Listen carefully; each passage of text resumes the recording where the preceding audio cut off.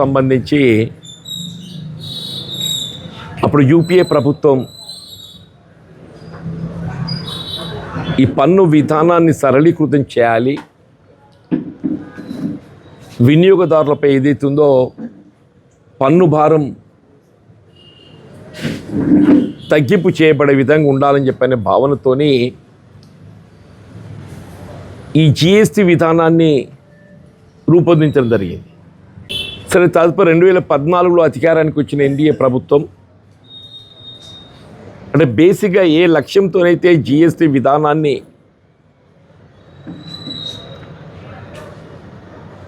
అమలు చేయాలని చెప్పని తలంపు చేయడం జరిగిందో దానికి అనుగుణంగా పన్ను విధానం సరళీకృతం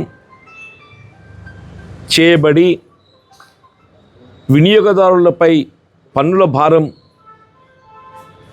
తగ్గే విధంగా ఉండడానికి ఉపయోగపడుతుందని భావించిన జిఎస్టీ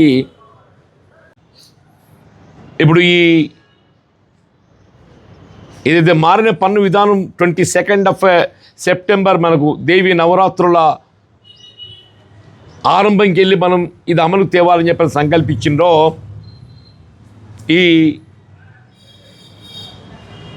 స్లాబ్ అనేది ఏదైతుందో ఇది ఓల్డ్ స్టాక్ న్యూ స్టాక్ అని చెప్పని ఈ షాప్ కీపర్స్ ఏ పన్ను వసూలు చేస్తున్నా కూడా తెలుస్తలేదే. షాప్ కీపర్స్ ఏదైతుందో వాళ్ళు సెల్లింగ్ ది గూడ్సే old stock new stock. Old stock అనే వరకు మనకి ఏమర్థం అవుతుంది? ఇప్పుడు మీ షాపుకు పోయినామంటే we feel it's a new stock. ఇవాళ 22కి వెళ్ళి ఏదైతుందో కొత్త పన్ను విధానం అమలు చేయబడుతుంది కాబట్టి ఏదైతుందో ఆటోమేటిక్గా ఆ ప్రైస్ వీళ్ళ పాత పన్ను విధానం మళ్ళీ వీళ్ళు అమలు చేసే దాన్ని అరికట్టాలి. అందుకోసమే నేను జిల్లా కలెక్టర్ విజ్ఞప్తి చేస్తున్నా, ప్రతి వ్యాపార కేంద్రం ఏదైనా కానీ ఈ సేల్ పన్ను ఏ స్లాబ్లో వస్తుంది, గతంలో ఏ ప్రైస్ ఉండే, ఇప్పుడు ఏ ప్రైస్, ఆ వ్యత్యాసం ఏదైతుందో వినియోగదారునికి తెలిసి రావాలి. ఒకే దేశం ఒకే పన్ను విధానం దాన్ని జిఎస్టీలో చేర్చి 18% స్లాబ్లో దాన్ని చేర్చగలిగినట్టయితే మీ రాష్ట్రాలకు 60% ఇవ్వండి. ఎందుకంటే రాష్ట్రాలకు వేరే ఇతరత్ర ఆదాయాలు లేవు,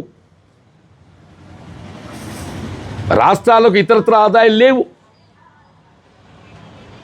కాబట్టి ఏదైతున్నదో మీరు జిఎస్టీలో ఇంతవరకు 50-50 ఏదైతుందో దాన్ని రాష్ట్రాలకు 60%, కేంద్రానికి 40% పరిమితమయ్యే విధంగా ఏదైతుందో మార్పు చేసి రాష్ట్రాలను స్వయం సమృద్ధి వాళ్ళు కలిగే విధంగా తోడ్పడాలని చెప్పని కోరుతున్నా.